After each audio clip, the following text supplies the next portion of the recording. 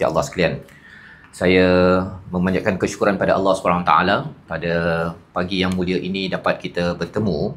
Dan sebentar tadi bila melihat sendiri kepada anak-anak kita tuan-tuan, kepada Kak Cik, pada Atifah sebentar tadi, ia mengingatkan kembali kita kepada surah Al-Insan yang sudah pun dibaca sebentar tadi. Dan bila saya mendengar kepada adik yang membaca surah Al-Insan sebentar tadi dan surah Al-A'la, ia mengingatkan kepada betapa hebatnya Allah Subhanahu Wa Taala. Dan saya pun tertanya macam mana adik yang membaca surah Al-A'la dan juga surah Al-Insan sebentar tadi boleh membuat komentar sedikit daripada ayat tadi, ya, belajar tadabbur ke belajar terjemahan daripada mana, ya. Tetapi saya minta izin tuan-tuan untuk berkongsi sedikit. Sempat saya edit sikit slide saya tadi itu berkaitan dengan surah Al-Insan, iaitu ada 3 syukur dan 2 sabar dalam surah ini, dan saya minta izin untuk bergerak di atas pentas ini. Iaitu yang pertama, bila bercakap tentang syukur, ada 3 dalam surah Al-Insan. Surah Al-Insan ini adalah terjemahannya manusia, ya. Dia berbeza dengan An-Nas, manusia-manusia. Jadi tentang psikologi manusia ini kita boleh kaji daripada surah Al-Insan. Psikologi seorang ibu, ayah, anak yang berada, kak cik yang bersama, iaitu ini adalah psikologi yang Allah berikan. Kalau Nabi baca pada setiap hari Jumaat subuh itu, hampir setiap Jumaat subuh, pada rakaat yang kedua Nabi bacakan surah Al-Insan untuk mengingatkan paling kurang ada 3 syukur dan 2 sabar pada surah ini. Syukur yang pertama ialah pada ayat yang ketiga, ya. Ini saya tambah sikit sebentar tadi kerana sebelum masuk kepada topik kita pada hari ini, iaitu pada ayat yang ketiga Allah nyatakan tentang peluang untuk kita ini sama ada untuk syukur ataupun kufur. Pada ayat yang ketiga, inna hadainahu sabila imma syakiran wa imma kafura. Jadi saya ucapkan terima kasih kepada tuan-tuan sekalian kerana apabila kita melihat kepada ayat yang ketiga ini, Allah nyatakan kita ada pilihan sama ada syukur ataupun kufur. Tetapi menariknya Allah menggunakan perkataan syakiran, bukannya syakur, ya, dan juga kafura, ya. Perkataan bezanya apa? Syakiran itu ialah syukur walaupun sedikit. Dan saya memerhati pada Puan Nur Hashimah, pada semua ibu ayah yang menemankan anak sebentar tadi, dan ramai lagi ibu ayah yang menjadi pemandiri ataupun kepada doktor, jururawat yang menemankan, dapat menghargai walaupun sedikit daripada ujian yang Allah nyatakan pada ayat kedua surah Al-Insan, maka itu akan menyebabkan tuan-tuan digelar sebagai Al-Abrar. Sebagai Al-Abrar, ya, pada ayat yang keempat ataupun ayat yang kelima. Dan ayat yang kelima itu Allah nyatakan, adik kita tadi cakap tentang Al-Abrar ini akan diberikan minuman, yashrabuna min ka'sin kana mizajuha kafura, ya.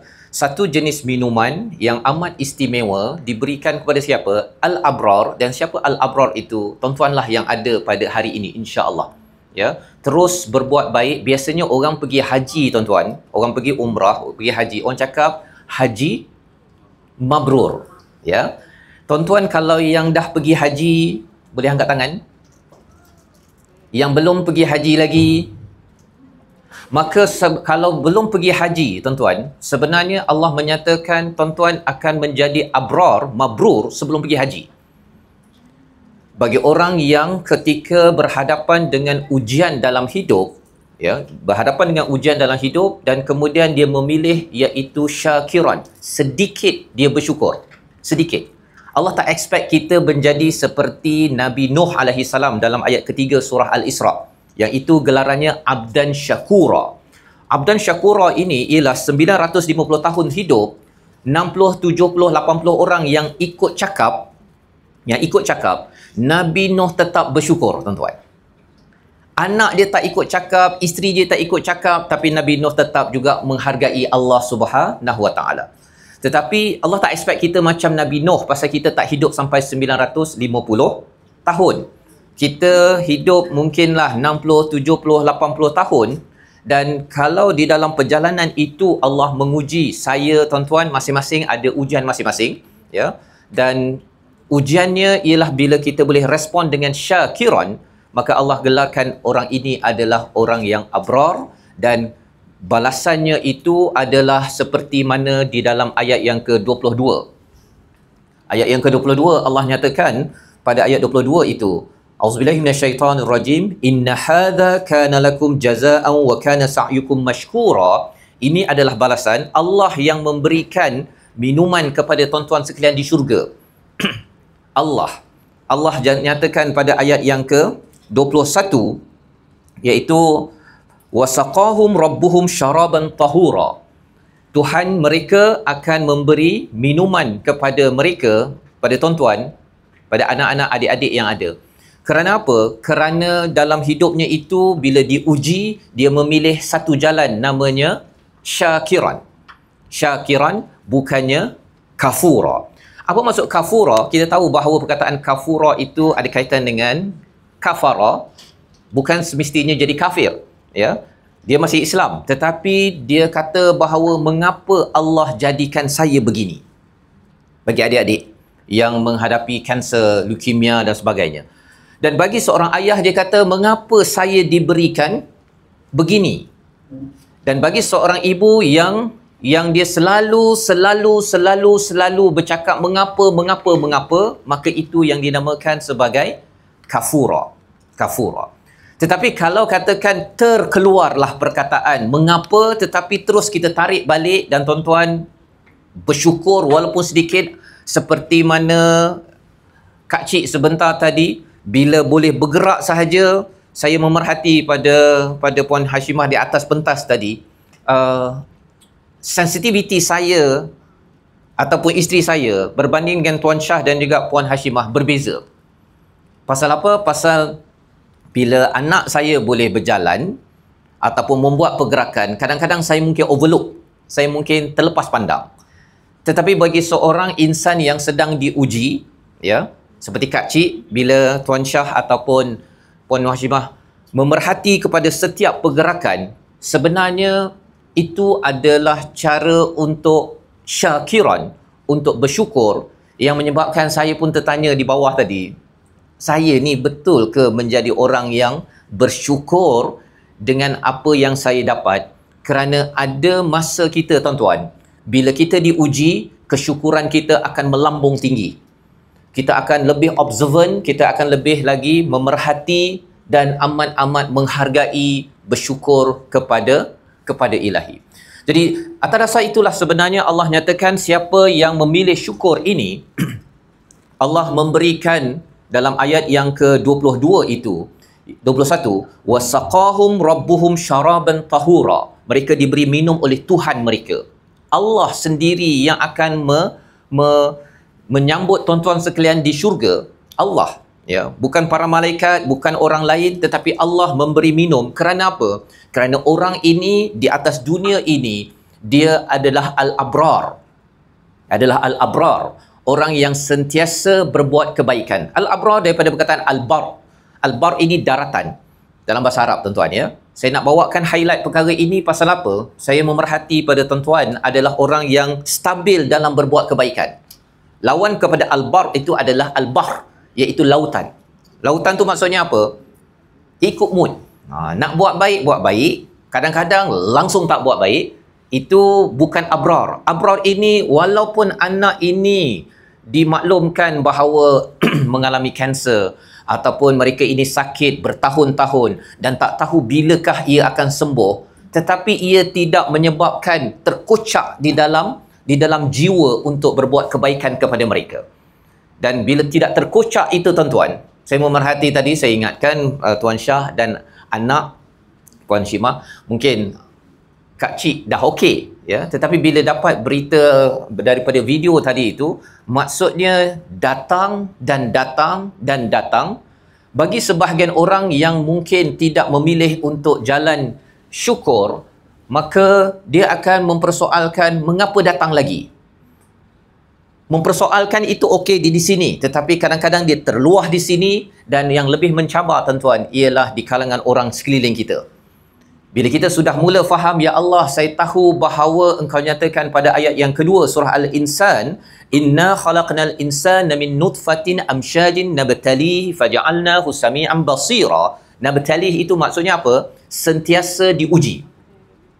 Nabtali, kami terus akan memberi ujian.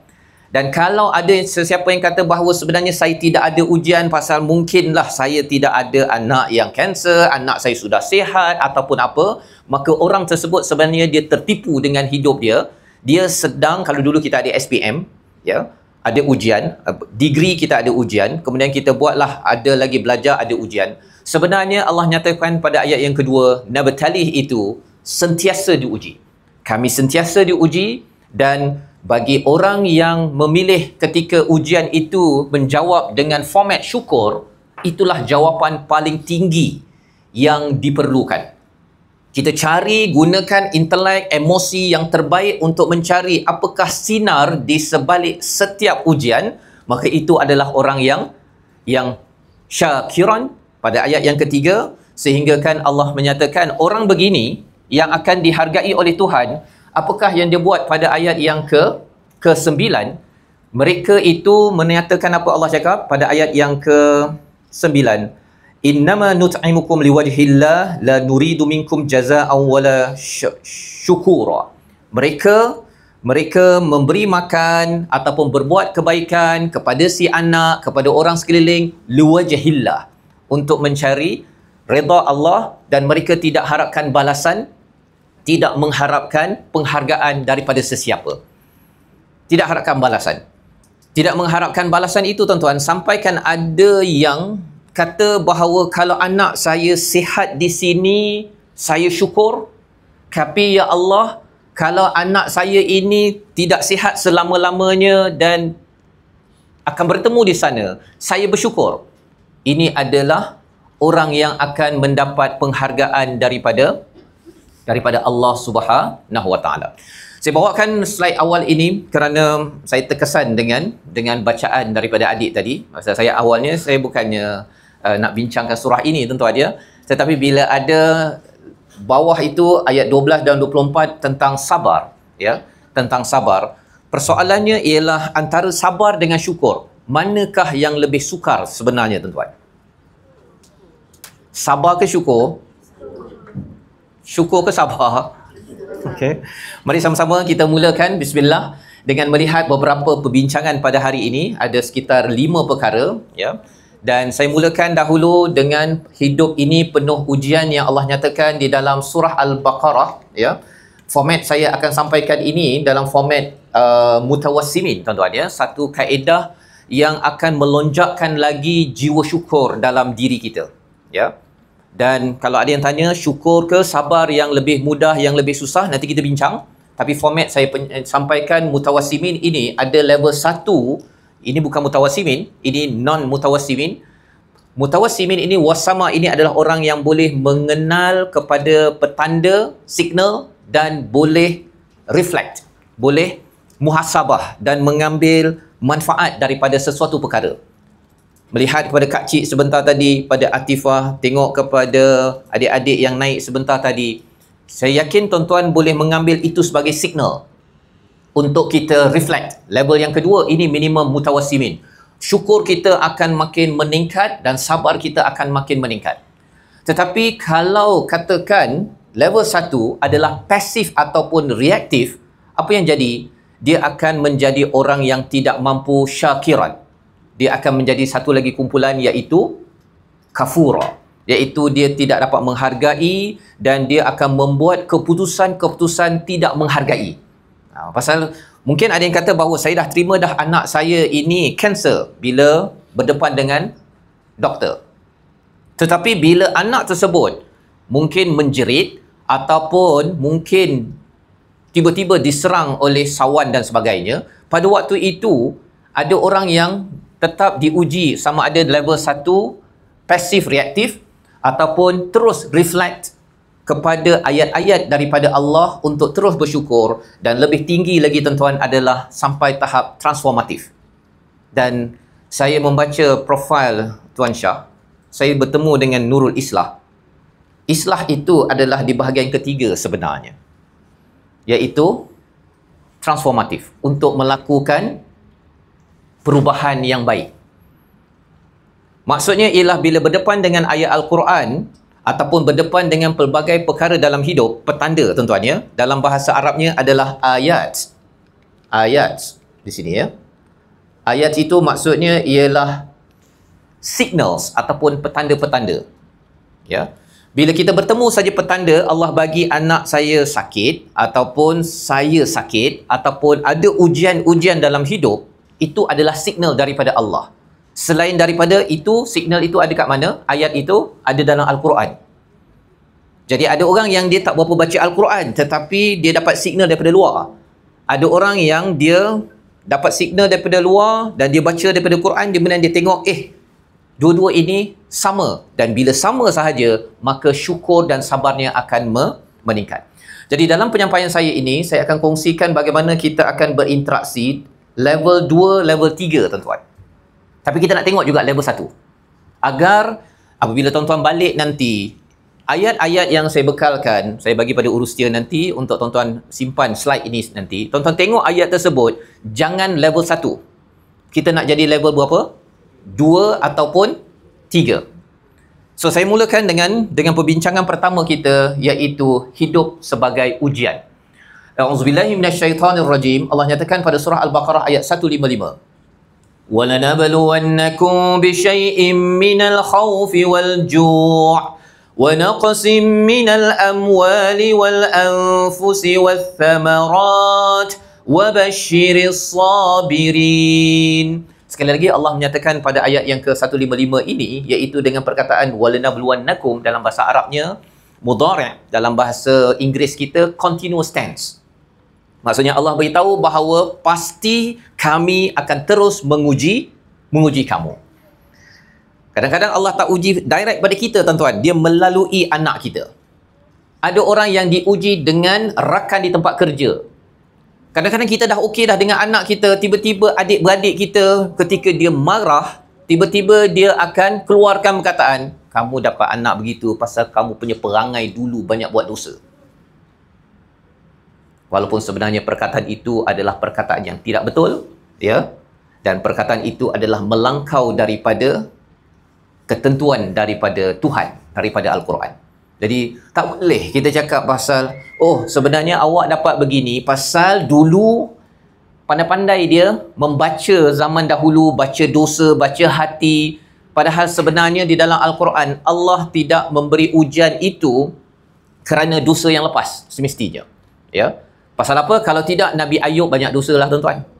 Pasal Nabi Ayub tu kena penyakit berbelas tahun. Kalau tidak, Nabi Muhammad itu penuh dengan dosa juga. Pasal Nabi Muhammad pun ada sakitnya. Ya. Sampaikan kepada Ibrahim, anak Nabi Muhammad, meninggal. Bagi setengah orang yang salah faham dalam Al-Quran, dalam Islam, dia akan cakap, kamu dapat ujian ini pasal masa lampau kamu. Dan kalau tuan-tuan dapat ada orang yang cakap begitu, maka kita tahu bahawa sebenarnya orang itu mungkin tidak faham ayat 155 surah Al-Baqarah. Bahawa sebenarnya Allah layak menguji sesiapa sahaja. Dan Allah memberikan kabar di hujung itu, وَبَشِّرِ الصَّابِرِينَ, berikan kabar gembira pada orang yang sabar. Allah suruh kita reflektif daripada ayat ini tuan-tuan ya, tolong bagi kabar gembira kepada orang yang sabar. Tolong bagi kabar gembira, ya. Bukan sekadar sabarlah, bukan sekadar itu.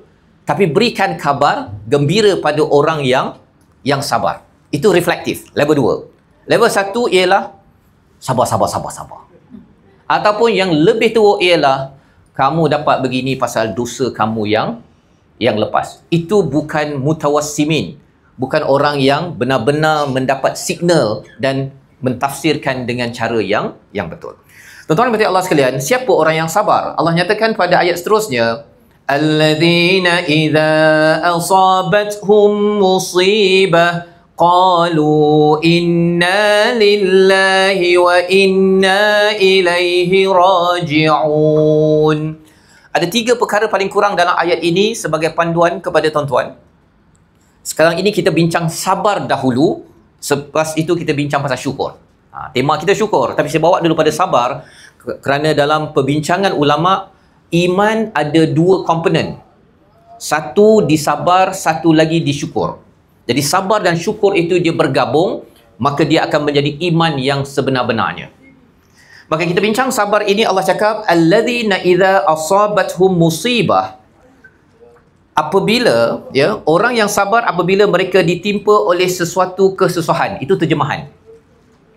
Level 1 kita mungkin okey, ditimpa kesusahan memanglah kena sabar.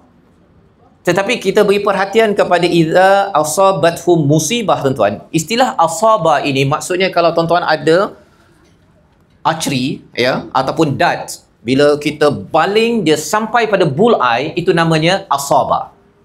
Asaba. Jadi rupa-rupanya apa? Yang kita faham perkara pertama di sini, alladzina idza asabathum ini ialah apa? Allah memberi sesuatu ujian musibah dalam hidup kita. Dia adalah seperti dart yang kena kepada bullseye. Tidak pernah salah alamat. Ini nombor 1. Jadi kesannya apa, tuan-tuan? Bila kita faham perkara ini, ada yang kata bahawa mungkin pasal orang lain punya silap, mungkin pasal saya kahwin dengan orang yang silap, kerana saya daripada keluarga yang silap, daripada genetik yang silap. Tetapi rupa-rupanya, tuan-tuan, tanyalah pada para doktor, genetik yang memang sepatutnya dapat kanser, tetapi orang itu tak dapat kanser. Orang yang memang tak ada genetik untuk kanser, tetapi boleh saja mendapat kanser. Kerana apa? Kerana musibah itu memang kena kepada bullseye. Tidak pernah salah alamat ujian tersebut, sehingga kan bagi kita yang level 2 reflect, dia akan cakap bahawa ya Allah, aku tahu ujian ini tidak pernah salah alamat. Kalau katakan Kak Cik dah okey, kemudian datang sekali lagi, ya Allah, aku tahu bahawa sebenarnya ini tidak pernah salah alamat, kerana Allah memberitahu kepada kita, qalu inna lillah, ini cara nak sabar, sesungguhnya kami ini milikmu ya Allah. Pada bila-bila masa sahaja engkau bagi aku sihat, bagi aku sakit, tangan ini lillah, milikmu ya Allah. Engkau nak tarik balik, nak jadi lenguh, nak boleh terkulai, tapi kau nak kembalikan semula, itu milikmu ya Allah. Itu nombor 2 orang yang sabar. Nombor 1 apa, tuan-tuan? Ujian tidak pernah salah alamat. Yang kedua, inna lillah, kami ini milik siapa? Milikmu ya Allah. Wa inna ilaihi raji'un, iaitu kepadanya kita akan semua kembali.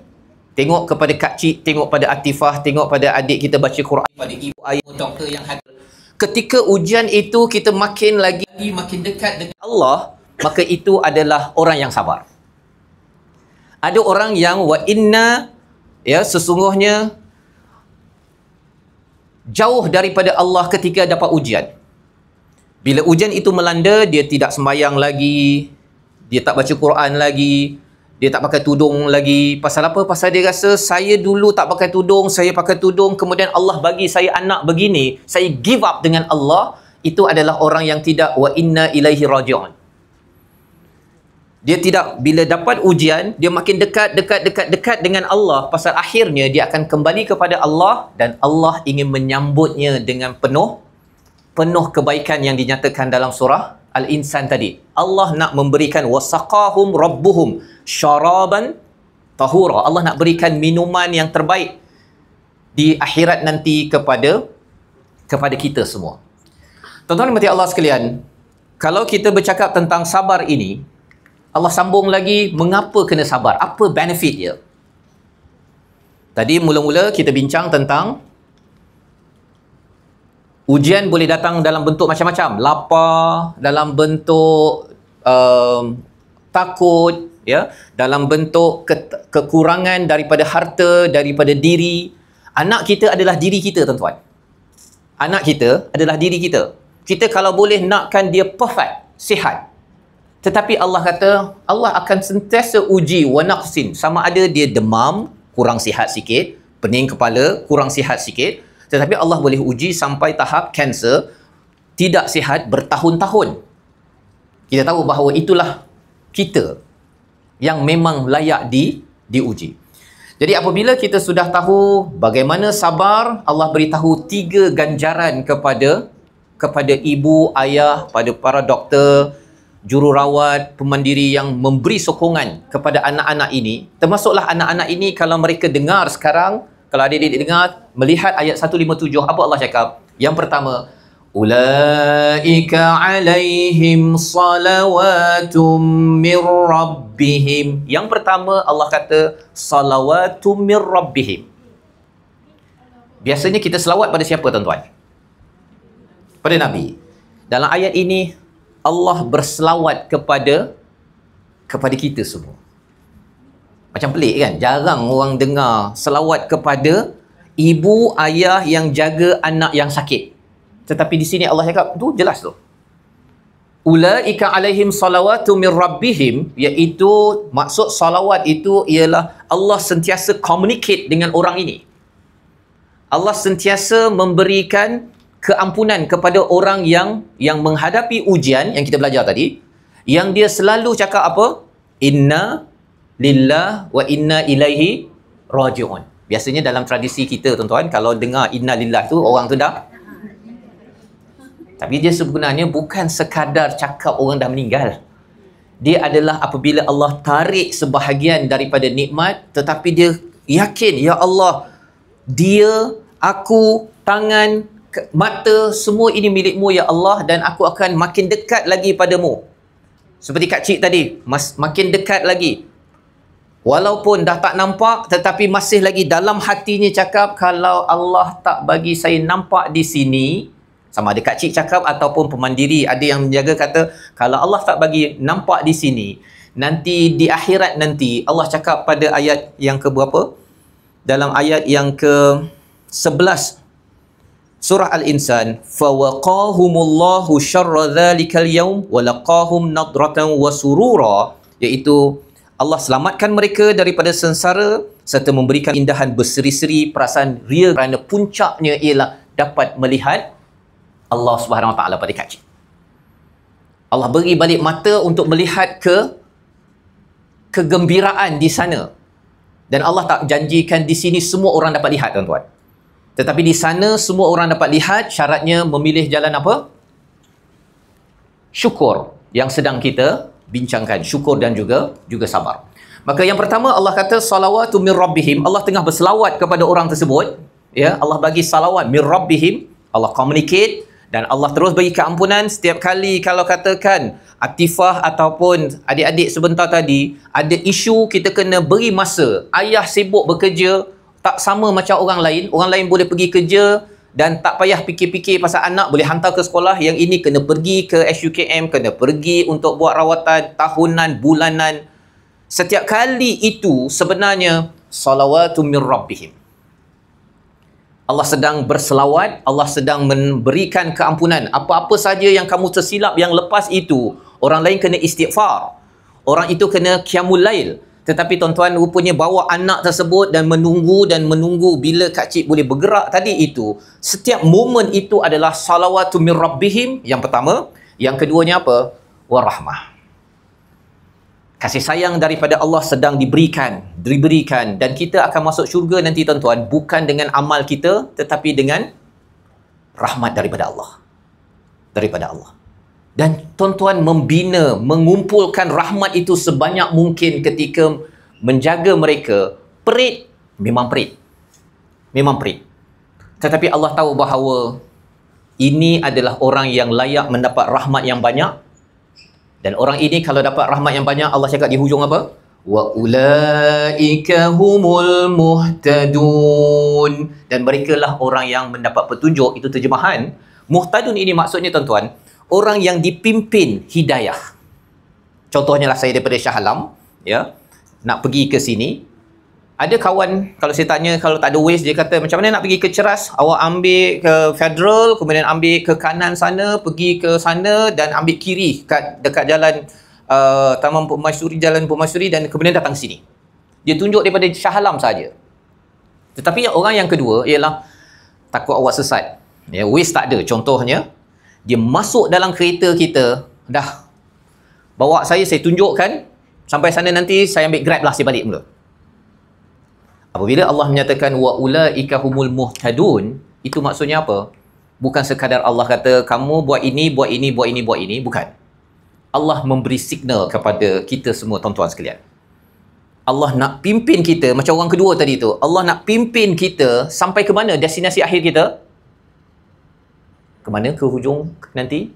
Ke syurga Allah Subhanahu Wa Taala. Dan cara Allah pimpin adalah dengan Allah memberi ujian. Allah memberi ujian. Kerana tuan-tuan adalah orang yang memilih jalan untuk respon dengan sabar, bukan respon dengan marah-marah kepada Tuhan, kerana Tuhan sedang memberikan 3 tawaran. 3 tawaran. Yang pertama, salawatu min rabbihim. Yang kedua, warahmah. Yang ketiga, wa ulaika humul muhtadun. Rupanya Kak Cik Atifah adalah salah satu daripada signal datang daripada Allah. Anak-anak tuan-tuan, anak-anak kita, ujian dalam hidup kita adalah signal daripada Allah untuk apa? Untuk muhtadun. Biasanya dalam surah Al-Fatihah kita baca apa?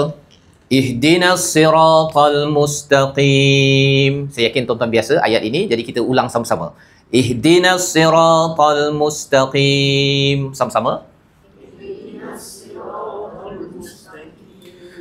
Maka itulah jawapan daripada Allah pasal kita minta hidayah. Allah kata okey, Allah akan pimpin betul-betul. Kamu bukan sekadar nak hidayah turn right, turn left daripada Shah Alam, tapi kamu nak dipimpin sedikit demi sedikit, betul-betul, jangan tersasar. Maka kerana kita memohon itu tuan-tuan, rupa-rupanya Allah menjawab, okey, nah, ini muhtadun. Ini adalah rahmatnya, kasih sayang Allah, dan inilah salawatu min rabbihim. Allah terus communicate dengan kita, terus memberi perhatian kepada kita. Tetapi cabarannya ialah di atas itu bukannya kapet merah, tetapi ia adalah ujian. Tuan-tuan dan Allah sekalian, ini adalah bahagian yang pertama tentang hidup adalah ujian. Dan apakah contoh orang yang pernah diuji suatu masa dahulu? Ayat yang seterusnya, ayat 158. Inna safa wal marwata min sya'airillah. Bagi tuan-tuan yang pernah pergi umrah, pergi haji, ya, yang belum pergi umrah haji pun sebenarnya tadi dah abrar, dan bila dapat nanti pergi ke umrah haj, insya-Allah tuan-tuan akan dapat menghargai peristiwa Safa wal Marwah. Safa wal Marwah. Safa wal Marwah adalah lambang kepada seorang yang diuji, iaitu Bonda Hajar, Siti Hajar, ya, ibu kepada Nabi Ismail. Ayah pergi outstation, tak ada air di Mekah tersebut. Maka pada waktu itu Hajar bertanya Ibrahim, adakah dia ditinggalkan ini kerana nak ditinggalkan ataupun kerana Allah? Maka jawapan Nabi Ibrahim apa? Kerana Allah. Maka bila kerana Allah, Hajar kata kalau Allah yang suruh, maka Allah pasti akan menjaga kami. Rasa-rasanya tuan-tuan, bila Allah memberikan ujian anak menghadapi kanser, sebenarnya ini ketentuan daripada genetik, ketentuan pasal doktor yang bagi ke, kerana saya memilih kahwin dengan dia ke, ataupun pasal saya ke, ataupun kerana ianya memang datang daripada Allah? Daripada Allah. Kalau Allah tahulah macam mana nak menguruskannya. Maka apakah yang berlaku kepada Siti Hajar? Faman hajjal baita aw ya'tamara fala junaha alaihi an yatawwafa bihima. Ya, perkataan yatawwafa ini maksudnya berulang, bukan tawaf tuan-tuan ya, maksudnya berulang. Berulang itu membawa pada sa'i. Membawa pada sa'i. Daripada Safa wal Marwah, Marwah ke Safa. Safa wal Marwah berapa kali? 7 kali. Tapi Hajar tahu ke kena lari 7 kali? Tak tahu. Tak tahu. Cuba sana, cuba ke sini, cuba ke sana, sa'i ke sini, sa'i ke sana, sa'i ke sini. Tak, dia 7. Dia terus sahaja dalam keadaan baby Ismail menangis. Memerlukan air. Memerlukan air. Jikalah Allah jaga, maka Hajar duduk diam saja pun Allah boleh bagi air kan? Tetapi itu bukan formula dalam Al-Quran. Allah suruh berusaha. Berusaha bersungguh-sungguh, berusaha bersungguh-sungguh dan Hajar tidak tahu berapa kali. Dan disitulah sebenarnya Allah membawakan panduan kepada kita. Ketika ada ujian, Allah suruh kita pergi ke sana, pergi ke sini, pergi ke sini, pergi ke sana, berulang kali. Berapa kali akan berulang ke hospital untuk membawa anak tersebut? Berapa kali tuan-tuan? 7 kali? 7 kali? Banyak kali. Dan banyak kali pada Hajar itu, kalaulah bukan kerana Allah akan jaga, dia akan stres. Stres. Tapi sebenarnya, di sebalik perjuangan usaha tersebut, rupa-rupanya pahala Nabi Ibrahim berdakwah itu masuk ke dalam akaun Hajar, dan rupa-rupanya nama beliau, nama tak ada, ya, tetapi ibadah yang dibuat oleh Hajar tersebut diabadikan sampai sekarang untuk beritahu kepada sesiapa saja yang diuji, ya, ujian kepada beliau ialah tak ada air, anak ini boleh mati, tuan-tuan. Boleh mati. Suaminya tak ada tinggalkan air pasal bukan kemampuan suaminya untuk memberi air. Tetapi bila dia berusaha, jumpa ke air, tak jumpa. Tak jumpa. Di dalam perjalanan itu tak jumpa, tuan-tuan. Rupanya Zamzam itu dekat tempat lain. Zamzam itu bukan dalam Safa wal Marwah. Kalau tuan-tuan pergi ke Mekah, itu bukan laluan Zamzam. Dia tempat lain. Apa poinnya? Allah hujungkan dengan وَمَنْ تَطَوَّعَ خَيْرًا فَإِنَّ اللَّهَ شَاكِرٌ عَلِيمٌ. Siapa saja yang berbuat baik, Allah amat berbangga, bersyukur dan Allah amat mengetahui. Tuan-tuan membawa anak-anak ini berulang kali. Allah amat syakir. Tuan-tuan masih ingat lagi syakir tadi dalam surah Al-Insan? Bersyukur kan? Tapi ini Allah bersyukur pada kita. Pelik. Biasanya kita yang bersyukur. Kita nak kempen seminar syukur China, tetapi ini sampai Allah bersyukur pada kita. Apa maksud bersyukur? Allah amat menghargai usaha tuan-tuan sekalian. Dan Allah amat berbangga dengan usaha yang dibuat. Setiap kali bawa ke sana, ambil cuti untuk bawa anak ke hospital itu, Allah amat syakir. Amat berbangga, amat menghargai. Dan kemudian Allah sambung dengan apa? Alim. Allah sebenarnya tahu je solusi untuk Kak Cik. Allah tahu. Allah maha mengetahui. Allah yang memberi ujian itu Allah tahu. Tapi Allah nak tengok berapa banyak Hajar berulang. Berapa banyak Hajar berulang. Berapa banyak kepada Tuan Haji Shah, pada Puan Hashimah berulang. Bagi setengah orang yang tidak reflect kepada ayat ini, dia tak rasa Allah memerhati. Tetapi rupa-rupanya Allah amat bangga dan Allah tahu. Dan Zamzam keluar, tuan-tuan ya, Zamzam keluar. Minuman itu untuk Ismail sahaja ke untuk sampai kepada kita? Sampai kepada kita. Kita tak tahu bagaimana bila Allah selesaikan, Allah bukan selesaikan sekadar untuk Kak Cik, tapi kepada Cakna, kepada kita semua. Dan kita tak tahu apa akan berlaku ke depan. Kita tak tahu. Tetapi yang maha mengetahuinya siapa? Allah Subhanahu wa Ta'ala. Tuan-tuan berkata Allah sekalian, ayat 155 hingga ayat 158 ini adalah satu ayat yang amat-amat penting untuk dijadikan sebagai sumber kekuatan untuk kita. Dan ini baru untuk sabar, tuan-tuan ya, baru untuk sabar. Yang kita bincang tadi ialah antara sabar dengan syukur, manakah yang lebih mencabar? Kita cuba tengok sekejap. Mana penting, sabar ke syukur? Kita bincang sabar. Sabar tadi dah dapat banyak manfaat kan?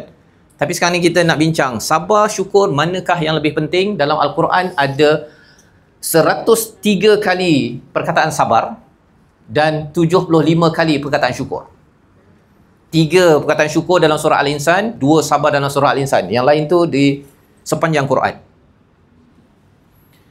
Sabar syukur dalam satu ayat, sabarun syakur, gabung sekali ada pada 4 tempat. Jadi, apakah rasa-rasanya jawapan tuan-tuan? Sabar ke syukur yang penting? Jawapannya ialah dua-dua. Rupanya dia saling berkait antara satu sama lain. Dia saling berkait. Ya? Kita boleh theorize, kita boleh buat teori dia, tetapi kita nak tengok macam mana. Pengalaman, saya yakin tuan-tuan ada pengalaman. Saya melihat bagaimana yang saya nyatakan tadi itu. Bila diuji sabar Puan Hashimah, Tuan Shah sebentar tadi itu, cara bersyukurnya itu lain macam. Pasal sabar dia ada kaitan dengan syukur, syukur ada kaitan dengan sabar, dan kita akan tengok dia punya kaitannya, ya, insya-Allah. Baik. Ayat yang berkaitan dengan sabar syukur pada satu ayat ada pada surah Ibrahim ayat 5. Ini yang pertama daripada 4. Ya. Apakah ayatnya? وَلَقَدْ أَرْسَلْنَا مُوسَى بِآيَاتِنَا أَنْ أَخْرِجْ قَوْمَكَ مِنَ الظُّلُمَاتِ إِلَى النُّورِ وَذَكِّرْهُمْ بِأَيَّامِ اللَّهِ إِنَّ فِي ذَلِكَ لَآيَاتٍ لِكُلِّ صَبَّارٍ شَكُورٍ. Ada perkataan sabar syakur satu ayat. Sabar syukur satu ayat. Jadi kalau level 1, kita tengok ini kisah Nabi Musa, ya, membawa mukjizat.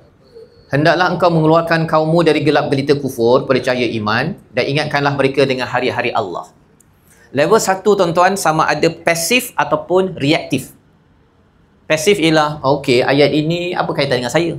Ini kisah Nabi apa? Nabi Musa. Tak ada kaitan dengan saya. Itu level 1. Tetapi bila kita mula reflect, bila melihat balik pasal ayat-ayat dah datang ni, ini ayat. Ini ayat. Ini petanda. Jadi Allah kata, kami utuskan Musa dengan ayat-ayat. Datang juga ayat-ayat, petunjuk-petunjuk signal untuk keluarkan kaum kamu daripada kegelapan kepada nur. Apa reflection kepada kita? Ibu ayah anda adalah penerus legasi daripada Nabi Musa alaihissalam, daripada Nabi Muhammad sallallahu alaihi wasallam, untuk mengeluarkan anak ini daripada kegelapan-kegelapan kepada cahaya. Mungkin ketika dia sakit, dia kata, mengapa Allah bagi saya sakit? Kan? Anak itu yang bercakap. Ataupun sakit lah, tak nak ubat, tak nak kemo lagi, tak nak. Tapi mak, ayah yang akan memberikan cahaya kepada kegelapan-kegelapan, keserabutan, kekeliruan yang ada pada anak. Tetapi nak bawa cahaya, ayah mak kena ada cahaya. Gitu tuan-tuan kan? Maka antara perkara yang penting dalam membawa kepada cahaya ini ialah wadzakirhum biayyamillah. Ini satu teknik yang amat penting untuk membawa kepada sabarun syakur, iaitu ingatlah ayyamillah, peristiwa-peristiwa Allah pernah membantu kita. Hari-hari Allah pernah membantu kita. Nabi Musa dibantu ketika apa? Ketika bawa 600,000 Bani Israel keluar daripada Mesir, pergi ke Palestin. Ya. Bukan teruslah masuk, dia ada tersesat sikit, tetapi maksudnya selamat daripada Firaun. Maka selamat itu ketika dah tak tahu dah, depan laut, belakang adalah tentera Firaun. Itu namanya ayyamillah. Hari-hari istimewa Allah bantu. Dan saya yakin tuan-tuan ada hari-hari yang amat istimewa Allah bantu kepada tuan-tuan ketika dah rasa habis dah segala cara untuk menyelesaikan masalah. Kalau tuan-tuan ada 2-3 cerita dalam hidup, apa yang pernah kusut tak boleh nak selesai, tapi Allah bantu, cerita itu kena simpan elok-elok. Dan kena ingat ketika ada masalah. Ketika ada masalah, ya, kena ingat balik kepada cerita tersebut. Allah boleh bantu saya waktu bisnes, waktu anak saya sakit, tapi Allah bagi balik semula. Ingat cerita tersebut, kerana itu dinamakan sebagai ayyamillah. Mengapa? Inna fi dzalika laayatin likulli sabarin syakur. Ini adalah petanda kepada orang yang sabar syukur. Ada dua-dua ada. Sabarin syakur. Kalau tuan-tuan tengok pada ayat selepasnya itu, ya, pada ayat yang ke-6, tuan-tuan rasa Nabi Musa dia cakap kepada Bani Israel, dia fokus kepada sabar ke syukur bila dia dah lepas daripada Mesir, laut dia tu, berada di padang pasir panas. Nabi Musa rasa-rasanya, kalau dalam dewan ni panas, tuan-tuan cakap pada orang sebelah, sila sabar ke sila syukur? Panas. Sabar kan?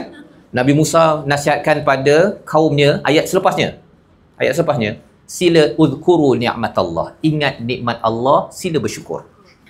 Itu yang Ustaz Saifuddin bawa tadi, ayat yang ke-7. Wala in syakartum la azidannakum. Ya.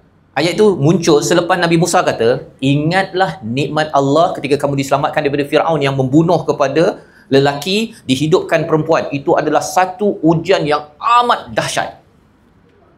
Tengah panas-panas, Nabi Musa suruh bersyukur. Apa ke benda ini? Begitu kan? Kalau fokus kepada panas, tuan-tuan, mereka akan sabar, hilang sabar. Tetapi rupanya sabar ini dia akan makin sabar, makin kuat sampailah masuk syurga apabila dia dikaitkan dengan apa? Dengan syukur. Anak saya sakit tetapi anak saya masih lagi suka dengar ayat Al-Quran. Anak saya sakit tetapi anak saya masih lagi tidak menyalahkan Tuhan. Anak saya sakit dan kami ini ada anak yang kanser tetapi kami masih lagi mencari Tuhan, tidak menyebabkan doktor boleh tak bagilah anak saya ni dah lama sangat euthanasia. Bunuh je lah. Tuan-tuan tahu kan ada? Saya ada kawan pada tahun 2020 belajar di US dahulu. Dia memilih pada tahun 2020, 2021, 22. Ketika Quran Time waktu tu, saya ada kongsi cerita. Dia message kepada saya pasal dia pindah ke Canada, dia belajar kat New York. Dia sakit, cancer, dan parent dia dekat sini. Dan dia rasa macam dia dah hilang pemandiri, orang-orang yang support pada dia. Dia ada anjing yang menemankan dia. Dia orang Islam awalnya, tetapi akhirnya jadi atheist. Akhirnya dia kata, tomorrow, it will be the end. Saya tanya, what are you going to do? Nak buat apa? Euthanasia. Minta doktor untuk matikan dia. Tuan-tuan, rupa-rupanya bila Nabi Musa mengingatkan untuk bersyukur ketika panas tersebut, sebenarnya mencari ruang syukur perkara yang lebih besar daripada sedikit perkara ujian yang ada. Itu adalah kemahiran Nabi Musa untuk Bani Israel. Barulah muncul perkataan wala in syakartum la azidannakum. Kalau kamu bersyukur kamu selamat daripada Firaun, sebenarnya panas kamu ni alah sikit sangat. Apatah lagi tuan-tuan, anak-anak ini menjadi saksi kepada al-abrar, tuan-tuan, walaupun tuan-tuan belum pergi haji lagi. Dan kalau tuan-tuan sudah pergi haji, mereka ini menjadi saksi al-abrar, tuan-tuan, yang akan diberikan balasan seperti mana dalam surah Al-Insan. Dan ini adalah ayat pertama daripada surah Ibrahim. Ayat yang kedua dalam surah Luqman, alam tara annal fulka tajri fil bahri bi ni'matillah liyuriyakum min ayatihi inna fi dzalika laayatin likulli sabarin syakur. Ada lagi perkataan sabarin syakur. Iaitu apa? Iaitu kapal berlayar di laut dengan nikmat untuk diperlihatkan kepada kamu sebahagian daripada tanda-tanda kemurahannya. Sesungguhnya demikian mengandungi keterangan bukti untuk yang berteguh pendirian, sabar dan syukur. Okey. Naik kapal, tengok kapal. Allah kata, ini kapal yang berlayar di lautan itu adalah petanda kepada orang yang sabar syakur. Apa kaitan dengan saya ada anak yang sakit? Gitu tuan-tuan kan? Itu level 1. Level 1. Orang level 2, dia akan tengok, kalaulah saya diberikan perkataan sabar syakur, mesti ada kaitan dengan saya. Mesti ada kaitan dengan saya. Apa kaitan dengan saya? Ya, kalau kita tengok, wa idza ghasyiyahum maujun, ya, bila dirempuh oleh ombak yang besar, kelompok awan yang menyerkup, pada saat itu mereka semua berdoa pada Allah. Mukhlisina lahuddin. Bila susah sangat. Apabila kami selamatkan mereka kepada bar, tuan-tuan ada abrar tadi kan? Bar itu maksudnya daratan. Faminhum muqtasid. Mereka yang ada bersifat adil, bersyukur, terus buat perkara baik. Tetapi wama yajhadu biayatina illa kullu khatarin kafur. Tetapi ada juga yang dia selalu berbalah dengan Tuhan dan dia menjadi orang yang sombong dan juga orang yang tidak menghargai. Bila dah selamat. Tadi betul tak selamat tu? Baca Quran, solat hajat, derma. Tapi bila dah selamat daripada kapal ni, Sembahyang pun lambat, Quran mentah ke mana, yang doa-doa yang betul-betul tadi waktu malam tahajud itu dah hilang. Ini orang naik kapal, tuan-tuan. Apa kaitan dengan saya? Kan? Rupa-rupanya apabila manusia ini diberi ujian, tuan-tuan, dia mukhlisina lahuddin. Dan Allah suka. Allah suka, tuan-tuan, ya. Bukannya, alamak kalau macam tu tak payahlah saya doa betul-betul. Allah suka. Tetapi jangan sambung dengan yang hujung ini. Khatarin kafur, iaitu khatar ini adalah orang yang tidak kenang budi. Ya, ataupun orang yang mungkin janji, kafur ini orang yang tak menghargai, tidak mengenang budi. Dia dah selamat, ya. Dia tinggal balik apa yang dia, perjuangan dia selama hari ini. Dan ini adalah ayat yang kedua, orang yang sabar, dia akan terus kuat sabar bila dia sentiasa bersyukur, pasal bila anak dia dah sihat, dia akan bantu kepada orang lain, itu namanya dia bersyukur. Dan kalau katakan anaknya relapse, dia tahu bahawa, sebenarnya bantuan yang saya bagi pada orang sana pula bantu pada anak saya. Itulah sabarin syakur. Yang ketiga, faqalu rabbana ba'di bayna asfarina wa zalamu anfusahum faja'alnahum ahadith wa mazzaqnahum kulla mumazzaq inna fi dhalika laayatin likulli sabarin syakur, dalam surah Saba.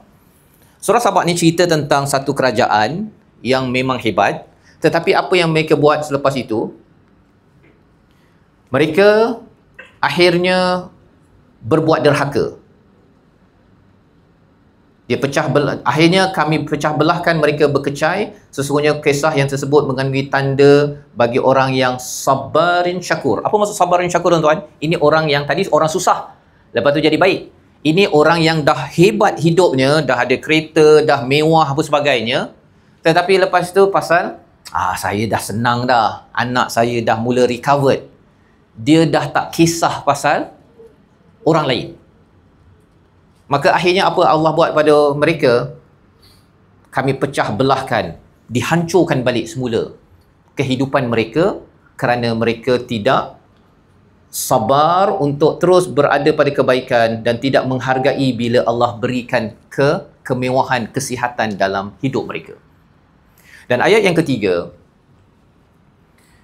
in yasha' yuskinir riha fayadlalna rawakida ala dhahri. Ayat-ayat ni mungkin tuan-tuan jarang jumpa, ya, tapi saya bawakan senarai ini kerana nak beri fokus kepada perkataan sabarin syakur. Jika dia kendaki ia menghentikan tiupan angin, maka tinggallah kapal itu terapung-apung di muka lautan. Apa jadi kalau kapal terapung-apung saja, tuan-tuan? Makin lama makin hilang resource, air, gas ke apa sebagainya, akhirnya dia boleh tenggelam. Allah suruh kita tengok, apa kaitan dengan saya? Level 2. Sebenarnya, bagi orang yang sabar, dia tahu bahawa Allah tidak akan biarkan kita terkontang-kanting. Allah tak pernah letakkan angin tu, okey tak apalah kapal tu pandai-pandai lah sedikit, tak.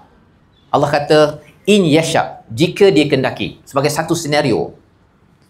Jadi, Allah nak beritahu pada kita, sebenarnya Allah sentiasa membantu kita. Sentiasa membantu kita.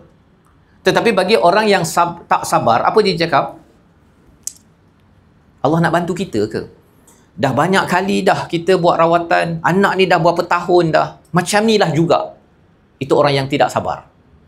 Dan orang itu bila tidak sabar begitu, kerana dia tidak bersyukur, akhirnya dia tak nampak satu cahaya pada setiap proses bersama si anak. Dia tak nampak Allah sedang memberi bantuan, memudahkan urusan bagi si ayah, bagi si ibu. Tetapi bagi orang yang sabar dan syakur seperti tuan-tuan, tuan-tuan akan nampak bahawa okey, saya bertahan, dan bertahan ini dengan dua pilihan, tuan-tuan. Sabar ada dua pilihan. Sama ada syukur, satu lagi apa? Sabar yang syukur, satu lagi sabar yang apa? Yang kufur. Macam mana sabar yang kufur, tuan-tuan? Ada contoh? Sabar je lah. Kan? Itu perkataannya. Ataupun apa perkataan? Ibu yang sabar yang membawa pada kufur. Berapa lama kita nak bertahan ni bang? Doktor, berapa lama lagi anak saya nak kemo? Itu sabar, dia sabar. Tapi dia dah mula bawa kepada tak menghargai, kufur. Bukan kafir tuan-tuan ya, kufur. Tapi bahaya. Pasal apa? Pasal sampai satu masa, khawatir nanti mak ataupun ayah jadi kufur, nanti dia kata, doktor, buatlah apa saja doktor. Kalau bukan dekat Malaysia dibenarkan euthanasia, kita bawa ke Kanada lah. Ia boleh berlaku kepada ibu atau ayah yang sabar tetapi bukan syakur. Bukan sabar yang syakur. Tetapi kalau sabar yang syakur, saya bertahan. Sabar tu resilient tuan-tuan ya, dia bertahan. Pergi bawa rawatan. Anak ini masih lagi Allah bagi ujian, tapi ya Allah sabar, kau dah beritahu dalam ayat 155 158 sebentar tadi yang kita dah belajar. Engkau sedang memberikan apa tuan-tuan? Salawatu mir rabbihim. Sama-sama kita sebut. Salawatu mir rabbihim. Yang kedua, rahmah. Sama-sama. Yang ketiga, muhtadun. Allah sedang pimpin kita. Allah sedang pimpin. Yang penting kita tahu bahawa kita perlu bersabar yang mencapai kepada syakur. Tuan-tuan yang dirahmati Allah sekalian, ini adalah bahagian yang kedua ya. Kita dah lihat hidup sebagai ujian. Mana penting sabar dan syukur. Sebentar tadi jawapannya apa? Dua-dua. Dia kalau sabar tidak bersyukur, dia akan bawa pada sabar yang kufur. Itu memang pasti. Pasal bukan mudah nak bertahan tuan-tuan. Bukan mudah. Tetapi tuan-tuan dapat bertahan sampai tahap begini, kena maintain yang syukur itu. Ya, ketika sabar, ketika menguruskan itu sama sama ada di mulut ataupun di dalam sini. Dia cabarannya apa berlaku tuan-tuan? Cabarannya ialah bila si ibu sabar yang syukur keluar daripada mulut si ayah sabar yang kufur. Dia cabaran. Tuan-tuan dah bertahan dah tahap syukur, sabar yang syukur. Tapi si ayah cakap apa? Awak uruslah sendiri. Itu adalah sabar yang kufur. Saya nak pergi kerja. Awak urus lah anak awak. Itu sabar yang kufur. Ayah-ayah kena jaga perkataan tersebut, walaupun memang kita nak pergi kerja. Memang kita nak pergi kerja. Nampak macam sabar lagi tu. Dia sabar lagi. Dia tak adalah suruh, saya tak nak. Tak adalah bercakap begitu kan. Dia masih lagi bertahan. Tetapi rupanya perkataan tu dah bawa kepada tidak menghargai. Paling kurang pun perlu beri support kepada si ibu kalau si ayah pergi kerja ialah, minta maaf lah ya, saya kena pergi kerja, awak boleh ke uruskan? Begitu kan? Itu sabar yang syukur. Pasal menghargai kepada si ibu ataupun pemandiri yang menjaga si anak tadi itu, untuk dia pun rasa, okey, tak apa bang. Abang, saya doakan abang sejahtera. Pergi kerja bang, tak apa, saya buat. Tetapi kalau tidak ada support tuan-tuan, seorang sabar yang syakur, satu lagi sabar yang kufur, mencabar bagi si ibu ini. Boleh bertahan ke tak boleh bertahan? Ataupun terbaliklah, kan? Si ayah yang boleh syukur, si ibu pula, saya dah banyak dah bawa anak saya pergi ke hospital. Abang lah pula. Itu sabar yang apa tuan-tuan? Yang kufur. Dia sabar. Bukan dia tak nak. Ini masih anak dia. Dia masih lagi nak uruskan. Tapi dia dah sampai macam satu limit. Sampai satu limit. Dan limit itu akan dinaikkan apabila kita memilih sabar itu dengan syukur. Jadi macam mana kita nak membina sabar yang lebih kuat secara praktikal? Kita tahu konsepnya sabar kena syukur, tapi macam mana nak tambah kekuatan tersebut? Ya. Sebelum saya bawa kepada tajuk yang ketiga ini, saya buka dululah tuan-tuan ya. Kita berhentilah sekejap. Kalau ada sebarang respon ke, ada sebarang soalan ke daripada tuan-tuan, ataupun tuan-tuan nak kongsi dengan kawan sebelah pun bolehlah apa yang saya dapat setakat ini. Banyaklah ni. Okey. Banyak sangat ke tuan-tuan? Okey ya. Okey. Ada sesiapa yang nak respon ke, nak tanya soalan? Ya, silakan. Kita bagi mic ke? Okey, boleh. Saya minta bagi mic boleh ke? Okey. Soalan daripada belakang. Ya. Okey, Ustaz. Jazakallahu khair.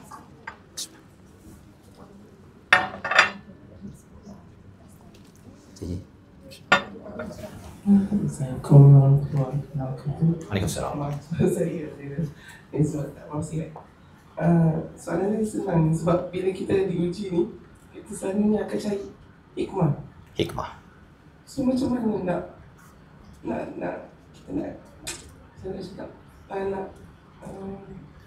nanti kita bukan akan jumpa lah, mungkin benda ni akan beberapa tahun baru kita dapat hikmah tu, tapi macam mana kita nak accept hikmah tu belum dapat ke ataupun bila kita jumpa. Baik. Terima kasih soalan yang ditanyakan, macam mana saya nak cari hikmah. Oh, subhanallah, itu tajuk memang besar tuan-tuan ya. Pasal apa? Ketika kita diuji, kalau diuji satu hari, besoknya kita dapat jumpa hikmah. Kan? Oh, sebenarnya pelajarannya pasal kalau satu hari kan. Tapi Hajar tak tahu berapa round dia kena pergi. Apa hikmahnya? Hajar tak nampak. Ketika dia kan? Air tak jumpa. Ya. Selepas 7 round tersebut baru dapat air, tetapi Hajar tak tahu hikmah itu sampai ke saat ini nama dia disebut.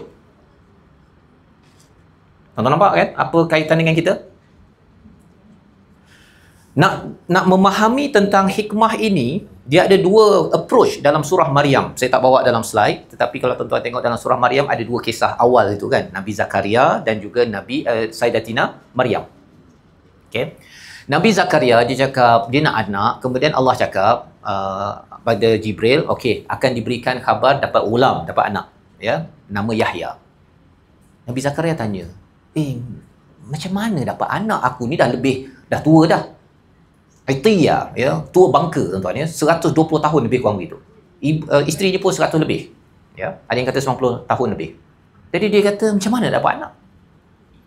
Maka kadzalik, kata Jibril daripada Allah, kadzalik. Kamu ni dulu tak ada apa-apa, Allah cipta, okey je.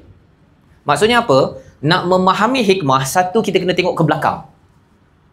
Tengok ke belakang. Itu sebabnya kalau ada cerita-cerita ibu ayah yang bila dapat anak yang kanser begini, leukemia dan sebagainya, kalau boleh di peringkat syakna, kumpulkan cerita-cerita ini. Ini adalah cerita yang lepas. Nanti kita akan tengok, dia punya hikmah dia. Oh, ini kesannya, ini manfaatnya, inilah yang berlaku kepada ayah ini, ibu ini. Kita baca cerita, pasal benda tu dah lepas.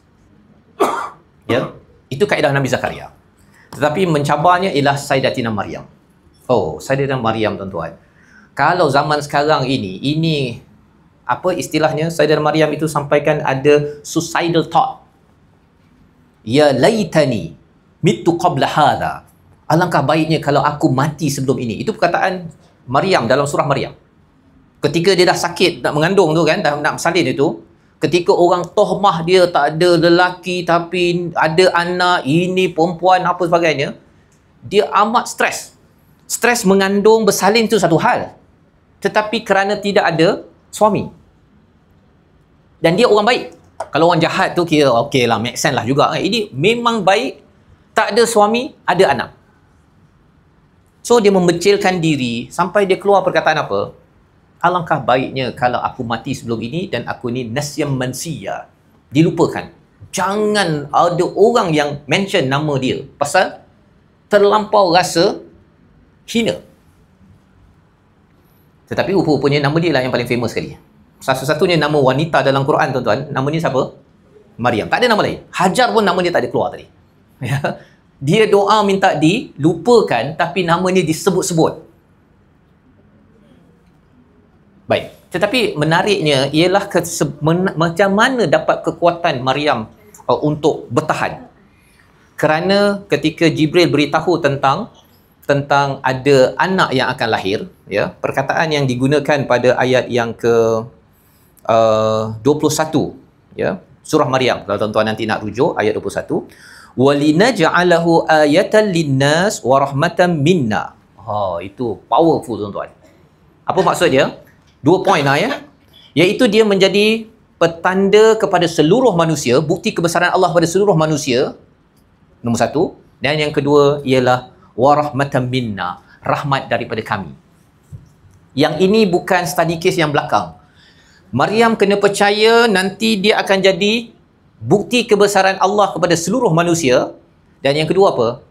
Allah sedang menawarkan rahmat daripada Allah, dan rahmatnya itu, kasih sayang Allah, sampai sekarang namanya disebut, tuan-tuan. Sampai sekarang namanya disebut. Tapi benda ni ke depan, tuan-tuan. Bukan ke belakang. Ke belakang tadi cerita tadi, ini ke depan.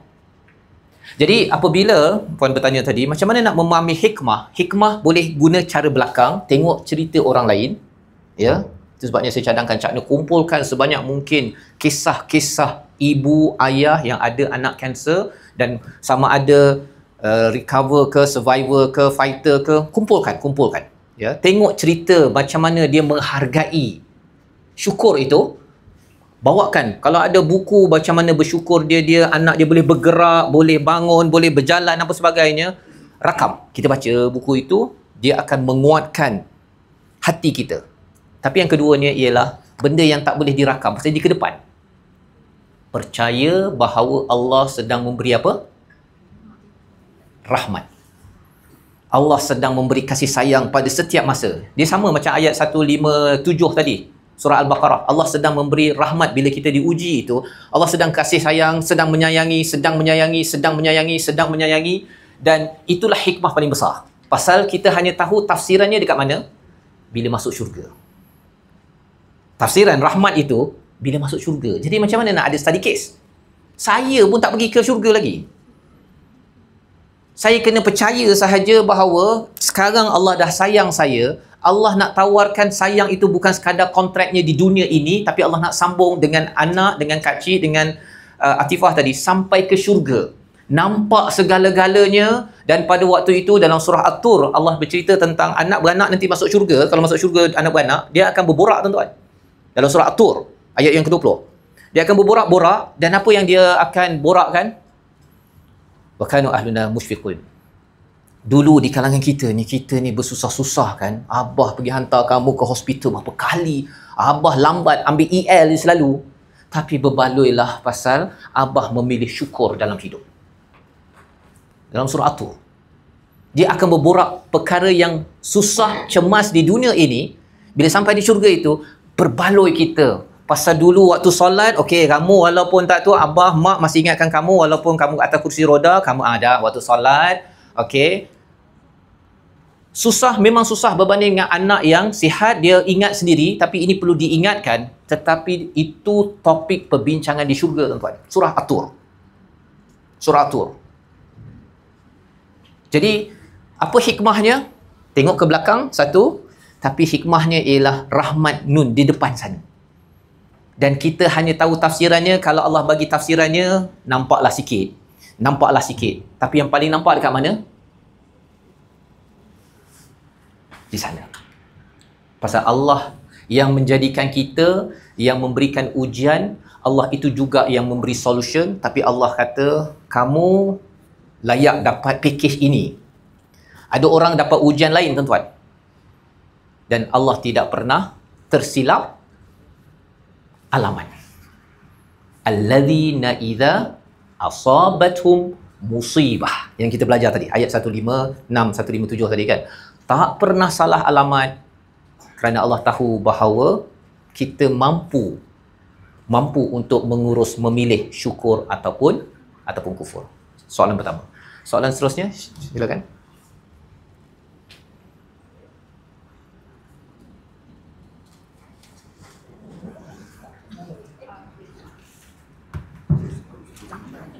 Assalamualaikum Ustaz. Waalaikumsalam warahmatullahi. Saya nak bertanya, pada titik manakah kita boleh meletakkan, Ustaz kata tadi putus asa itu kufur, betul. Tapi kalau sesuatu perkara itu yang boleh membuat kita jauh daripada Allah, di mana nak diletakkan titik pertama itu? Soalannya ialah bagaimanakah nak letak titik notah kepada sesuatu perkara yang boleh membuat kita jauh daripada Allah, pertama, dan mungkin ia dah bertoksik sebenarnya. Okey. Dan bila dah bertoksik, maka kita tu dah tak ada kepercayaan pada satu makhluk tu lah. Baik, terima kasih. Bercakap tentang toksik ini, tuan-tuan, toksik yang paling toksik dalam dunia ini namanya kufur. Ya. Toksik yang paling toksik namanya kufur. Ya. Kalau orang tu kata letih lah, itu belum toksik lagi. Pasal Nabi Musa bercakap bila dia jalan mencari cikgunya dalam surah Al-Kahfi, dia cakap aku ni dah nasaba, aku ni dah penat. Ya, jadi kalau katakan isteri cakap penat, ibu cakap saya ni dah penat lah bang, kan? Ataupun si suami saya pun saya dah tak larat lah nak uruskan itu. Perkataan-perkataan begitu belum cukup toksik.